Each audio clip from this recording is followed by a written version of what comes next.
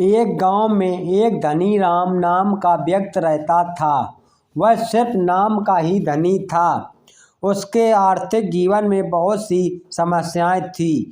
वह इतना निर्धन था कि कई बार उसे बिना कुछ खाए पिए ही सोना पड़ता था, लेकिन फिर भी वह किसी से कुछ नहीं मांगता था। वह रोज़ सुबह अपने घर से निकलता और कोई न कोई छोटा मोटा काम करके अपना जीवन यापन करता था। वह अकेला था, इस वजह से उसका ख्याल रखने वाला भी कोई नहीं था। एक दिन वह रोजाना की तरह अपने घर लौट रहा था। रास्ते में उसे जादू दिखाने वाला आदमी दिखता है। उसके चारों तरफ बहुत से लोगों की भीड़ होती है। धनी राम भी लोगों के बीच में जाकर खड़ा हो जाता है। तभी जादूगर अचानक धनी राम को आगे आने का कहता है। धनी राम डरते हुए आगे बढ़ता है। जादूगर धनी राम से पूछता है, तुम्हारे जेब में कितने पैसे हैं? धनी राम चिल्लर पैसे निकाल कर जादूगर को दिखाता है। तभी जादूगर रुमाल फैलाकर धनी राम से पैसा डालने को कहता है।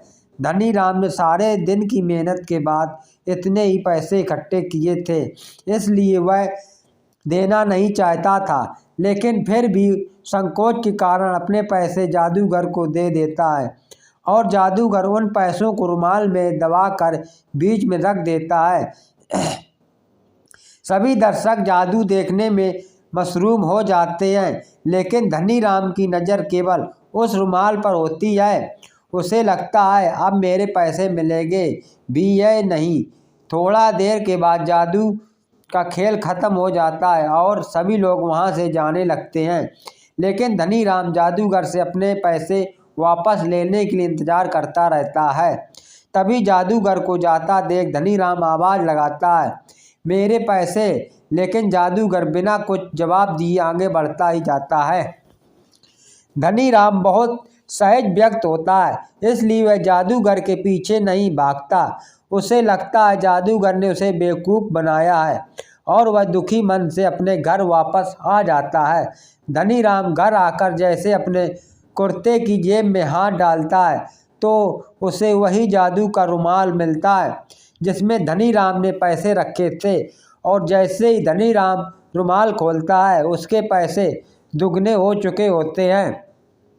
धनी राम खुशी से उछल पड़ता है और उसके लिए तो उसके पैसे ही बहुत थे, लेकिन रुमाल में दुगने पैसे मिलने से उसकी खुशी में दुगनी हो जाती है।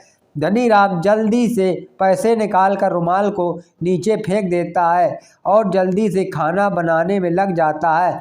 धनी राम बहुत खुश होता है, इसलिए जल्दी खा पीकर सो जाता है। सुबह उठकर जैसे ही वह जूते पहनने के लिए नीचे झुकता है, वह देखकर दंग रह जाता है। उसके पास 3 जूते हो चुके होते हैं। दरअसल रात को जो रुमाल धनी राम ने फेंका था वह जूतों के ऊपर जा गिरता है और रुमाल की शक्ति की वजह से एक और जूता अतिरिक्त बन जाता है।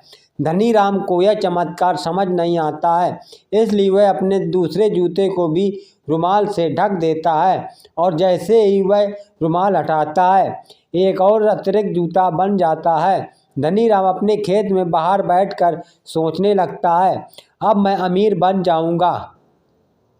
वह रुमाल की चमत्कारी शक्ति को समझ जाता है और वह जब उसके दिमाग में लालच जन्म ले लेता है, वह सोचता है कि क्यों ना मैं इससे सोने की असरफियों को दुगना करूं और धनवान बन जाऊं। धनी राम योजनाबद्ध तरीके से सुनार की दुकान जाता है और वहां से सोने के सिक्के देखने को मांगता है, और जैसे ही वह अपने रुमाल में सिक्कों रखता है वह 2 गुना हो जाता है। सुनार यह देखकर विचलित हो जाता है। वह धनी राम से रुमाल का रहस्य जानना चाहता है, लेकिन धनी राम मुस्कुराते हुए उसके दुकान से अतिरिक्त सोने को सिक्के लेकर चला जाता है। धनी राम के जाते सुनार के दिमाग में उथल पुथल होने लगती है। वह यह बात उसी राज्य के राजा तक पहुंचा देता है और राजा जैसे यह बात जानता है वह धनी राम को गिरफ्तार करवा कर महल बुलवाता है और धनी राम से उसका रुमाल छीन लिया जाता है।